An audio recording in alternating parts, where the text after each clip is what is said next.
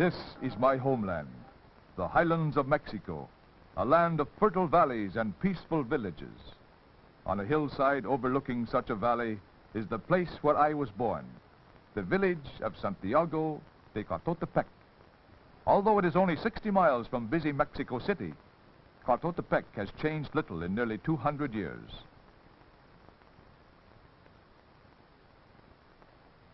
My people still grow crops in these fields, which were once cultivated by the Aztecs.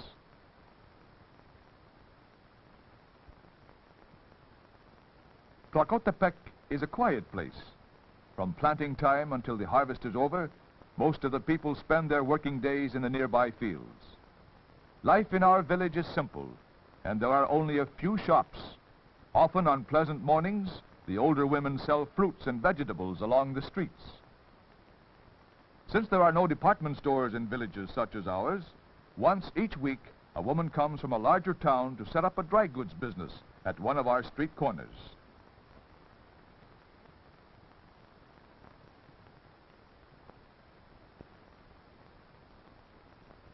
It is good manners for our children to show respect for their relatives by kissing their hand when they meet.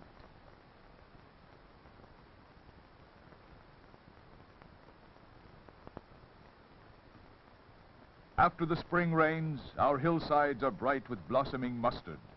The land stretching across the valley to the distant Sierra de Toluca turns green with new growth.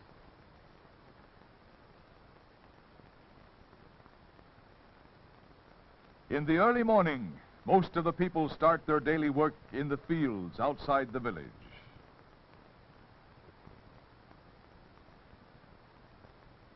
Some of my neighbors, like my friend Alfredo, have flocks of sheep.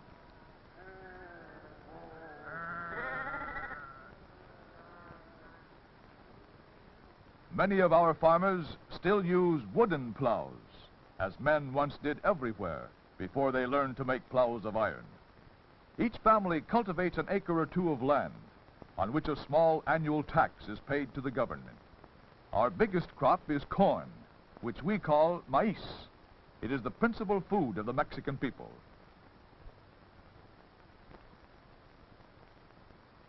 Although the Central Plateau is within the tropic zone, our valley is nearly 8,000 feet above the sea, and in this climate the corn grows very well. The brown tassels on the green stalks tell the farmer that the plants are full grown and the ears of corn have begun to form. The corn silk indicates that the kernels are maturing on the cob. This means food for our people during the long winter months.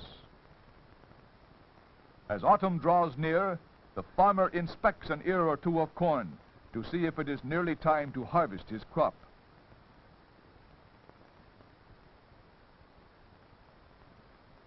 In addition to corn, many other things are grown in the fields near the village. Chícharos, or garden peas, are harvested in late summer and are used as a filling in tacos. Habas, known elsewhere as lima beans, are planted along the sides of the steep hills. In our part of Mexico, we grow a cactus plant called the maguey. This plant has been used in many ways since early times. The Aztecs spun its fibers into rope and coarse cloth. Today, the maguey is grown chiefly for its strong fiber, which is used in making heavy bags. Also, it produces nutritious milk, which we call agua miel, or honey water. My neighbor Nicolas has several acres of maguey. He extracts the agua miel with a long, hollow gourd, then empties the gourd into a sheepskin that he carries on his back. To get this milky juice, Nicolas scoops the soft, pulpy sediment from a hollow he has made in the stem of the plant. This hollow then slowly fills with juice. Nicolas can extract this honey water twice each day for 6 months of the year. Agua miel takes the place of cow's milk with many of our children. When it is allowed to ferment, it becomes a drink known as pulque.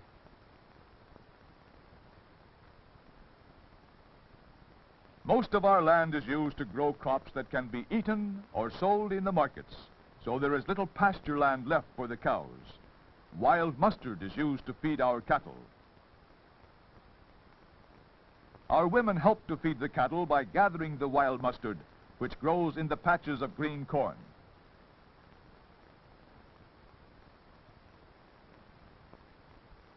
My friend Carlos has no burro or mule, so he must carry the heavy bundles of mustard on his own strong shoulders.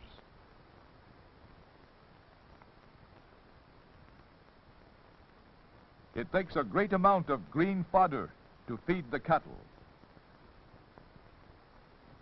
All through the hot summer days, burros toil along the stream beds and up the twisting roads to Tecoltepec, carrying loads of food for the cattle. A neighbor riding his burro to work in his patch of corn or maguey, or another bringing lambs to the village for sale, is the usual traffic along the road to Tecoltepec. For as long as we can remember, the morning sun finds Aunt Tomasa trudging up the road to the village, where she will exchange a few herbs for some tortillas.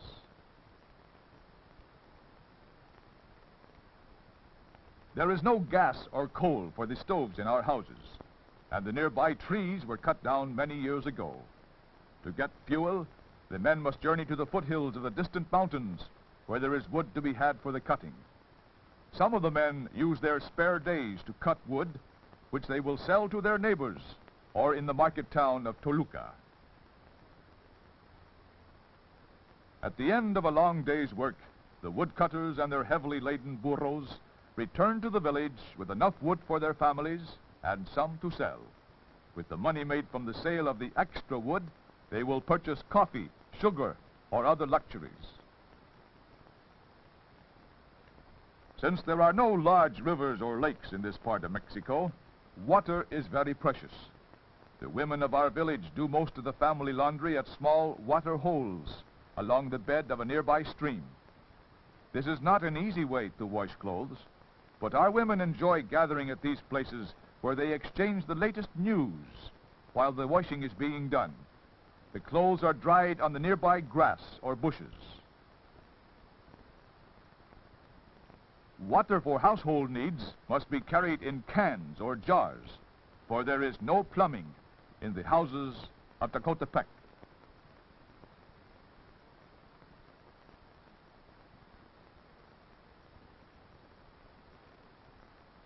A cement tank near the church provides for the entire village. It is fed by a spring on the hillside, from which water flows along a small channel of stone and mortar to the tank. Most of the men of the village do their own carpentry and masonry work. Since ancient days, our houses have been built of adobe bricks. Today, many of them are faced with plaster, which often is painted in bright colors. In my village, the boys play a kind of handball in a court they built for themselves near the church. In the larger cities of my country, baseball is a favorite game.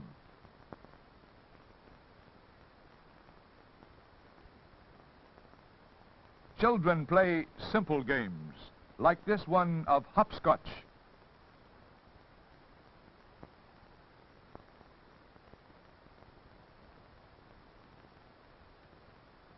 Community life revolves about the church. In most villages, the church is the oldest building. Mexico is a land of beautiful churches. Their builders took great pride in the ornate carvings on cornices and doorways. On Sunday morning, the entire village attends church services. The women wear their best rebosos, and the straw hats of the men are decorated with a feather or bit of ribbon.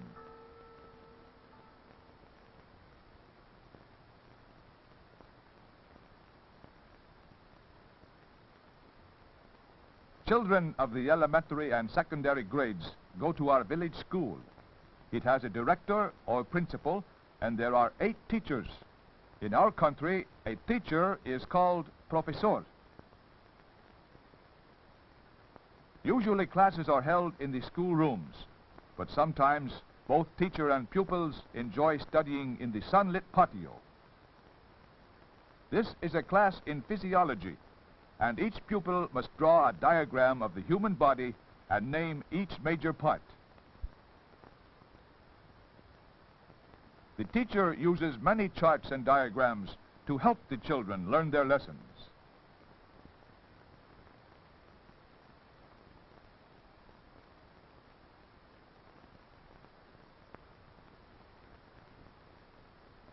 At the end of the day, the pupils are assembled in the patio and must await their turn to be dismissed, one class at a time. The girls march out first, followed by the boys. Once outside, the lines vanish and boys and girls find their friends as they start homeward. Community problems in Tecoltepec, which need attention, are in the hands of a group of our neighbors known as delegados, or delegates. The delegados are headed by a comisario, or commissioner. This group is chosen by an assembly of the people each year. This year, Salvador is the comisario. He presides at the meetings of the delegados and reports to the presidente municipal, who lives in the market town of Toluca. Salvador has called this meeting to discuss the problem of water, an eternal one among our people. Here on the Central Plateau, there is no rainfall from October to June, and the water in the village tank is dangerously low.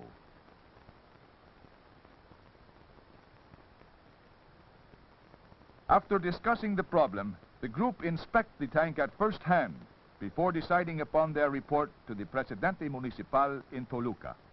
He is the representative of the state government.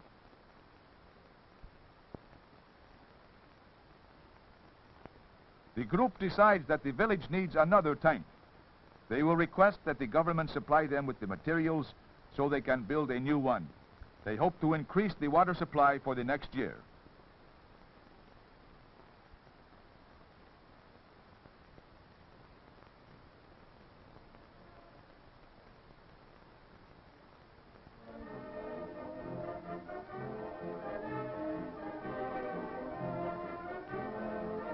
Mexico is a land of fiestas, most of which are related to holy days.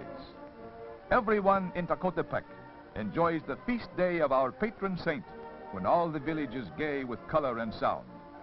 On the morning of this day, a parade winds its way through the village to the church in honor of Santiago, the saint who has watched over our village for so many generations.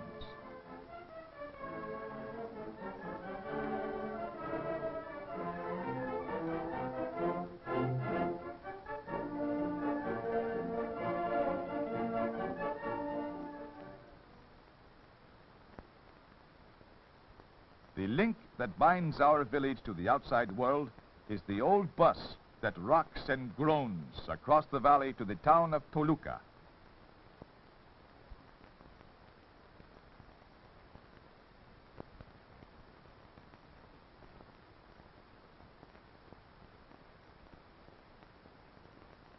On market day, the people of my village load their bundles on the bus. For a few centavos, they can ride into Toluca, about 6 miles away, and their bundles are carried free.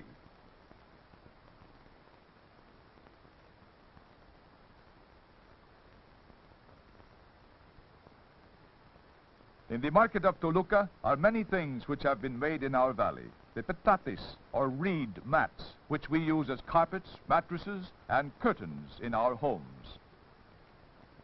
The pottery ware made by hand and used in the kitchens of every Mexican village house.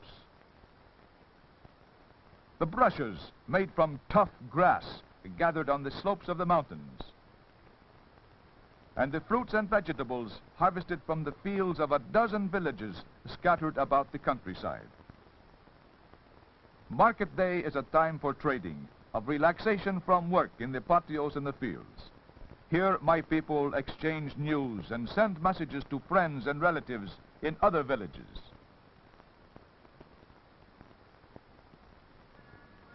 After selling their loads of produce, tortillas, and agua miel at the market, most of the people walk home to save the cost of the bus fare. They return along quiet roads across the broad valley to their homes.